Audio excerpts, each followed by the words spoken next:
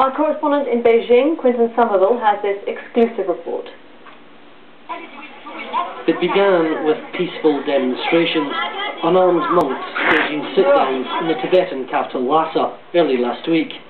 We believe they were marking the 49th anniversary of the uprising against China. Something sparked off a confrontation. These pictures were shot by security forces in Lhasa, obtained by the BBC. They haven't been seen before. They were filmed over March 10th and 11th. This may be the confrontation that led, 2 days later, to the worst violence here in 2 decades. Look closely. Older monks try to calm the situation, but it doesn't work. Rocks and sticks begin to fly. And these are the latest pictures. Lhasa is a city under military control. Journalists have been ordered out. The arrests have begun. It seems unthinkable that the Olympic torch is expected to pass through here just weeks from now.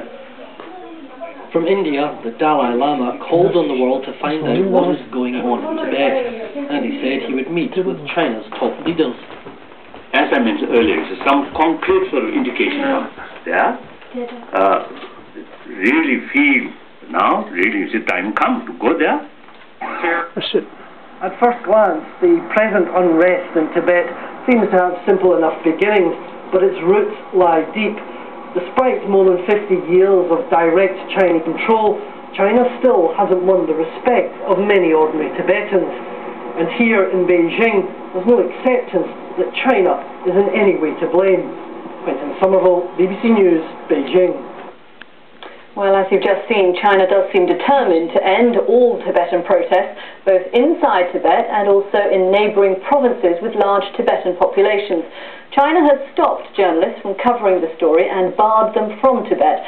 But our Beijing correspondent, James Reynolds, is part of the BBC team which has managed to spend 24 hours in Gansu province. This is what the front line looks like.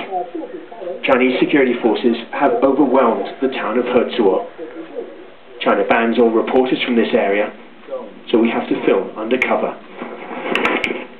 Our cameraman manages to get these shots from a car. They show a military convoy heading south towards other Tibetan towns. At this point, he has to stop filming. It's too risky to keep the camera out. But we do get photos of this announcement posted all over town in Tibetan and Chinese. It warns Tibetan protesters they have till midnight on the 25th of March to surrender. A police van broadcasts this ultimatum on loudspeaker. Right now it's far too dangerous for us to get out into the street. The police have been patrolling the main road outside, and so I'm having to hide away in a hotel room. At the entrance to the town there are soldiers with AK-47 rifles and bayonets. China wants to make sure that Hezuo is locked down. From the window, we filmed these military trucks. Look closely, and you'll see the tarpaulins move. More soldiers are inside. This town has now become a military garrison. Tibetans don't dare to protest. James Reynolds, BBC News, Hezuo.